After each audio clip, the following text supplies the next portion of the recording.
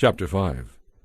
When all the Amorite kings west of the Jordan and all the Canaanite kings who lived along the Mediterranean coast heard how the Lord had dried up the Jordan River so the people of Israel could cross, they lost heart and were paralyzed with fear.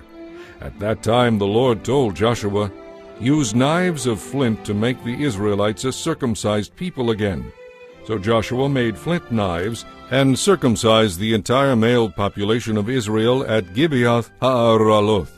Joshua had to circumcise them because all the men who were old enough to bear arms when they left Egypt had died in the wilderness. Those who left Egypt had all been circumcised, but none of those born after the Exodus during the years in the wilderness had been circumcised. The Israelites wandered in the wilderness for 40 years until all the men who were old enough to bear arms when they left Egypt had died. For they had disobeyed the Lord, and the Lord vowed he would not let them enter the land he had sworn to give us, a land flowing with milk and honey.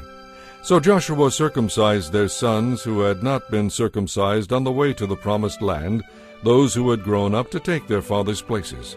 After all the males had been circumcised, they rested in the camp until they were healed. Then the Lord said to Joshua, "Today I have rolled away the shame of your slavery in Egypt." So that place has been called Gilgal to this day. While the Israelites were camped at Gilgal on the plains of Jericho, they celebrated Passover on the evening of the 14th day of the first month, the month that marked their exodus from Egypt. The very next day they began to eat unleavened bread and roasted grain harvested from the land.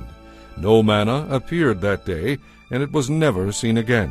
So from that time on, the Israelites ate from the crops of Canaan. As Joshua approached the city of Jericho, he looked up and saw a man facing him with sword in hand. Joshua went up to him and asked, "Are you friend or foe?" "Neither one," he replied. "I am commander of the Lord's army." At this Joshua fell with his face to the ground in reverence. "I am at your command," Joshua said. "What do you want your servant to do?" The commander of the Lord's army replied, "Take off your sandals, for this is holy ground." And Joshua did as he was told.